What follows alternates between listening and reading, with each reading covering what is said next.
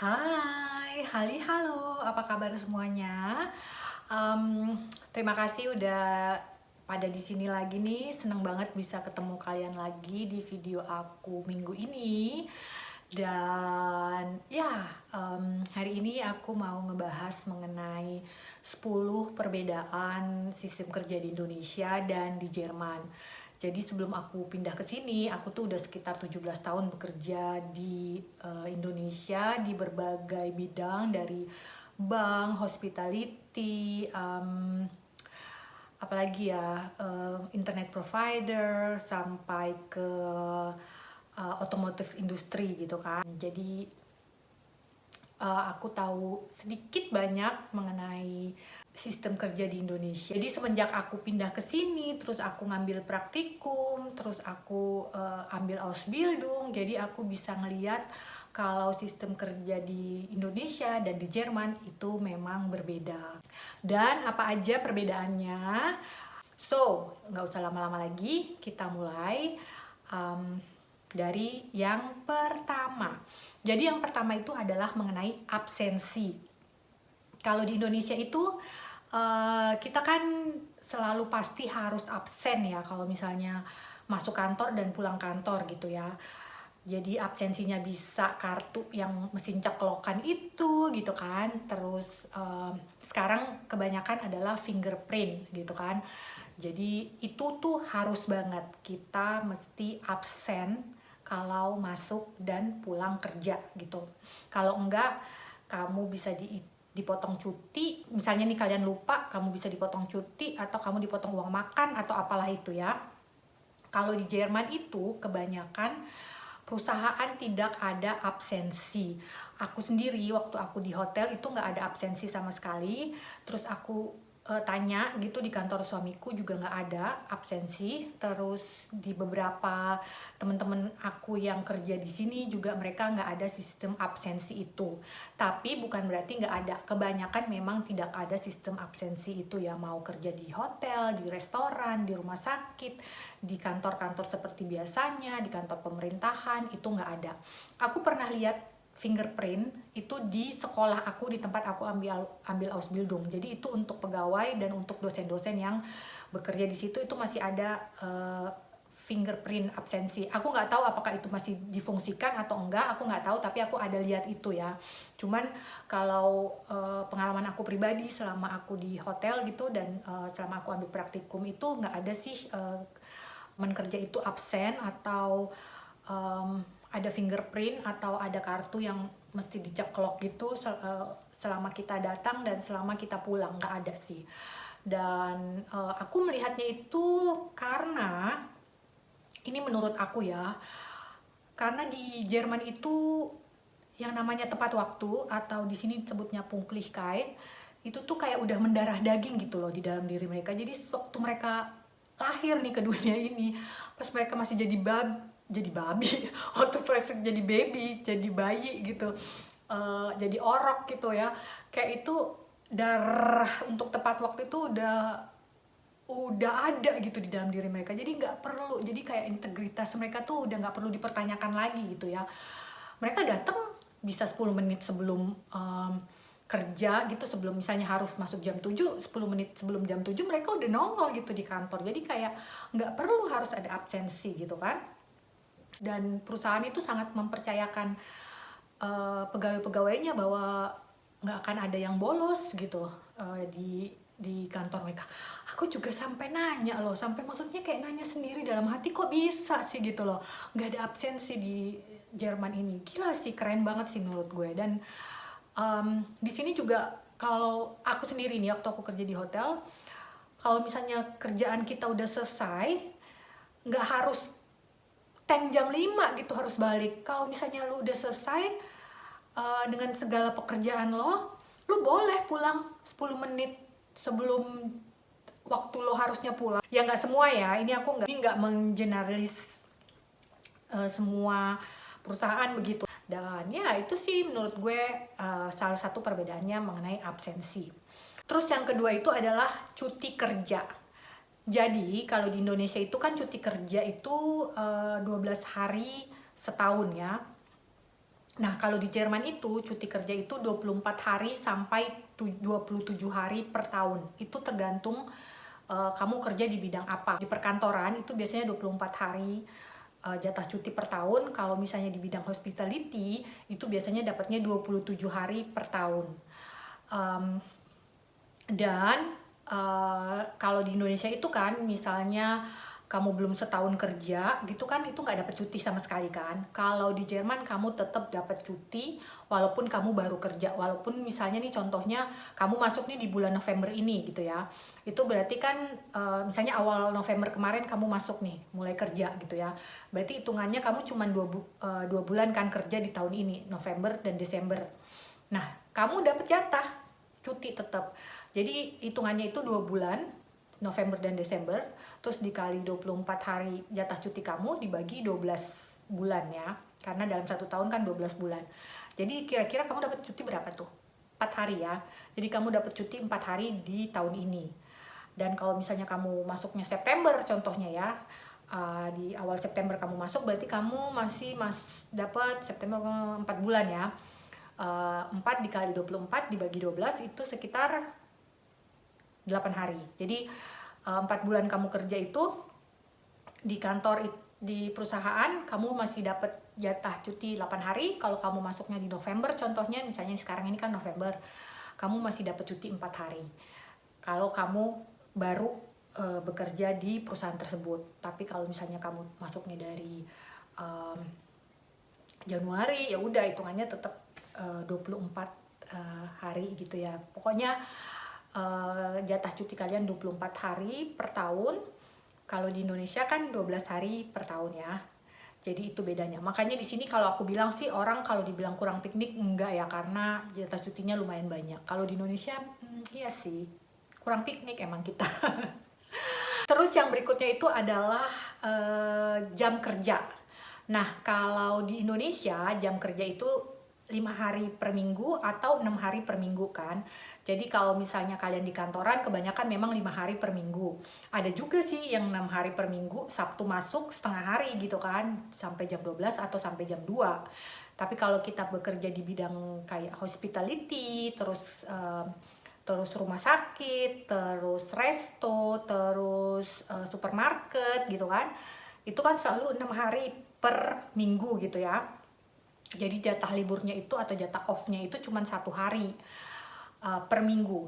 Nah, kalau di Jerman kalian mau bekerja di bidang apapun itu, jam kerja kalian adalah 5 hari per minggu. Jadi kalau misalnya kayak seperti aku nih kerja di hotel gitu, atau ada yang kerja di rumah sakit, atau ada yang kerja di ya di supermarket sih, sowieso kerjanya juga 5 hari ya, karena dia kan dapat jatah libur 1 hari, terus minggu kan toko kebanyakan tutup ya di sini. Jadi memang 5 hari kerja gitu kalau di supermarket. Tapi kalau kayak di hotel gitu kan kebanyakan weekend masuk, atau di restoran gitu kan. Dan itu kita dapat hari libur atau off itu 2 hari. Jadi dalam seminggu itu kita dapat jatah off 2 hari. Dan biasanya hari Senin atau hari Jumat atau hari Rabu, hari Minggu gitu ya. Jadi pokoknya setiap minggu itu kita dapat jatah off itu 2 hari. Dan yang menariknya lagi, kalau misalnya di Indonesia itu kita off itu biasanya kan harinya selalu sama ya. Misalnya kita off-nya hari Senin, ya udah Senin terus. Mungkin nanti tahun depan baru diganti lagi gitu ya, atau 6 bulan sekali baru ganti jadi Rabu lagi gitu kan. Kalau di sini enggak. Jadi tiap minggu itu pasti kita berubah jatah liburnya. Bisa jadi Senin, hari minggu ini Senin sama Rabu, minggu depan bisa Jumat sama Minggu, atau kita bisa request hari off kita gitu ya. Kalau misalnya mungkin anak kita ulang tahun, atau kita harus ada appointment sama dokter dan lain sebagainya. Jadi itu sih perbedaan yang ketiga adalah jam kerja. Jadi kalau misalnya di Indonesia jam kerja itu 5 hari dan 6 hari, kalau di sini kebanyakan jam kerja tetap 5 hari walaupun kita kerja di bidang hospitality, di rumah sakit, di restoran, apapun itu ya. Jadi dapat jatah off itu 2 hari. Terus yang keempat itu adalah kalau misalnya kita sakit. Nah, kalau di Indonesia ini, nah ini menurut pengalamanku lagi dan menurut versi aku ya, kalau kita sakit itu tuh kayaknya masih tetap harus masuk kantor, ya nggak sih? Apalagi kalau kita cuman kayak pilek-pilek biasa, batuk-batuk biasa, pusing-pusing biasa, masuk angin gitu kan. Itu tuh kita tetap harus masuk kantor biasanya. Atau kita sendiri yang pengen masuk kantor karena kita pikir, aduh kerjaan gue masih banyak banget nih, gue mesti nyesain ini, mesti nyesain itu. Kalau gue nggak masuk, kerjaan gue makin numpuk, kerjaan gue makin banyak gitu kan. Jadi kita kayak tetap masuk harus gitu, kayak kita nggak bisa bangun banget dari tempat tidur tuh baru kayak kita tuh nggak bisa ke kantor gitu ya. Tapi selama kita masih bisa bangun, masih bisa tahan sakit kita tuh kayaknya masih ngantor gitu loh. Dan itu tuh kayaknya jadi apa ya, kalau di kantor tuh kayak jadi contoh, jadi kayak teladan gitu malah kalau kita sakit dan kita masuk kantor ya kan. Em, Kalau di Jerman tuh enggak. Jadi kalau misalnya lu sakit, lu tuh mesti tinggal di rumah, Bo. Lu nggak boleh ngantor, walaupun lu cuman pilek-pilek biasa, lu cuman batuk-batuk biasa, lu cuman sakit perut, lu cuman pusing kepala yang mungkin nggak bakal nularin virus itu juga ke temen lo gitu ya. Tapi lu mesti stay di rumah kalau lu namanya sakit. Lu nggak bisa ngantor. Lu dapet apa sih, kayak sanksi sosial sama teman-teman kantor lo kalau misalnya lo tuh tetap ngotot masuk kantor gitu ya, karena mereka mikirnya itu malah bisa uh, membuat perusahaan itu jadi tidak produktif. Kalau misalnya ada satu orang sakit dan masuk, kemudian mungkin bisa menular ke teman-teman kerja yang lainnya, terus jadi sakit, terus jadi perusahaan malah nggak produktif gitu kan. Kalau misalnya semua karyawannya jadi sakit cuman gara-gara satu orang. Jadi kalau misalnya satu orang sakit ya mesti stay di rumah gitu sampai dia sembuh, supaya yang lainnya tidak tertular penyakit. Walaupun misalnya contohnya penyakit kita tuh tidak menular gitu, tetap kalau lu sakit lu harus stay di rumah, lu ke dokter, lu minta surat izin sakit, lu kirim tuh ke perusahaan lo, udah. Dan itu tuh nggak dipotong cuti lo kok kalau misalnya lu minta sakit gitu kan. Dan ya, menurut gue itu salah satu perbedaan di Indonesia dan di Jerman. Kalau di Indonesia lu sakit, lu tetap datang aja gitu ke kantor sampai lu parah banget, sampai nggak bisa bangun baru lu nggak ke kantor, ya nggak sih? Kalau misalnya di Jerman, lu mau sakit apapun, cuman belekan, cuman pilek dikit yang menurut kita nggak menular, atau cuman pusing kepala dikit gitu yang masih bisa jalan lah istilahnya, harus tinggal di rumah, nggak boleh kerja ya. Itu perbedaan yang keempat. Kemudian selanjutnya lagi itu adalah hubungan kita dengan teman kerja kita. Kalau menurut aku di sini tuh kurang ya, kalau kalau di Jerman tuh. Kalau di Indonesia itu kan kayak misalnya teman kantor kita tuh bisa jadi sahabat, bisa nggak hanya di kantor aja, bisa juga jadi temen nongkrong di luaran, bisa jadi temen temen kita makan, temen kita curcol gitu kan, apapun itu gitu kan, bisa jadi deket gitu. Kalau teman kerja itu bisa deket di sini, bisa deket di kantor, bisa deket di luaran gitu kan. Terus kalau misalnya kayak makan siang tuh bisa rame-rame, bukan hanya satu departemen, departemen yang lain juga ikutan gitu, jadi akrab gitu kan. Kalau di Jerman, Bo, enggak. Jadi teman kerja lo ya teman kerja lo. Lo belum tentu bisa jadi teman baik lo di luaran sana gitu ya. Jadi ya karena mungkin di Jerman itu hidup orang Jerman itu lebih individual, jadi kayak mereka tuh nggak suka terlalu bersosialisasi gitu ya. Mereka tuh suka lebih tertutup gitu kalau mengenai hal-hal pribadi mereka. Jadi kalau misalnya teman kerja ya udah sebatas teman kerja aja gitu kan. Kalaupun misalnya ada makan-makan di luar ya karena ada acara kantor gitu, bukan karena lu deket gitu kan. Terus kalau lu makan siang ya udah lu makan siang sendiri kadang, atau lu makan siang bareng-bareng, cuman ya pembahasannya yang general aja. Kalau nggak ngomongin kantor, ngomongin kerjaan, atau ngomongin yang ringan-ringan gitu kan, nggak yang ngomongin seru kali ya kita ngeliat diskon-diskonan gitu kan. Enggak, say.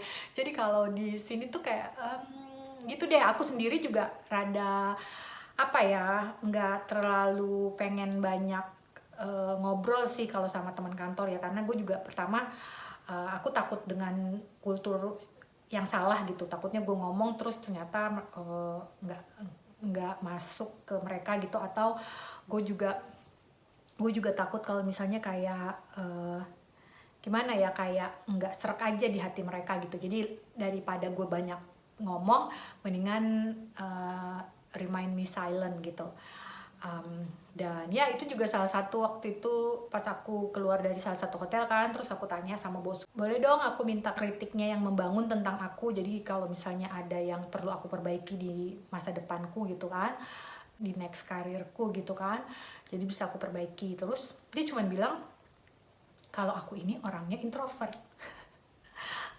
Padahal aku nggak ngerasa loh kalau aku tuh introvert.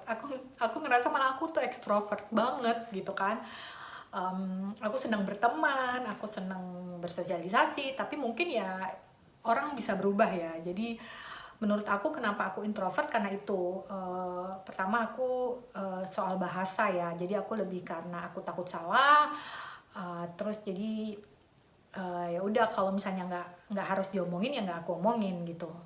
Terus kalau ngumpul sama orang-orang gitu kan, ya udah aku ngomong seadanya aja gitu, karena aku takut itu tadi salah kulturnya nggak masuk, terus atau aku salah ngomong gitu kan. Jadi ya itu sih bedanya kalau misalnya pertemanan eh, di kerjaan gitu, ya udah jadi teman kerja gitu. Jadi nggak, jarang yang jadi temen deket di luaran gitu, kecuali ya ada beberapa sih aku masih suka WhatsAppan sampai sekarang gitu. Itu juga karena sama-sama orang asing, Bo, sama-sama dari, bukan, maksudnya sama-sama bukan orang Jerman asli ya, jadi mungkin ada yang dari Kolombia, terus ada temanku dari Filipina, terus dari Vietnam, terus dari Kanada gitu, karena sama-sama orang asing jadi kayak sepenanggungan sependeritaan gitu kan. Tapi ya nggak sampai deket banget juga sih, cuman kayak kadang-kadang suka masih kontak, cuman sebatas tanya kabar gitu aja sih.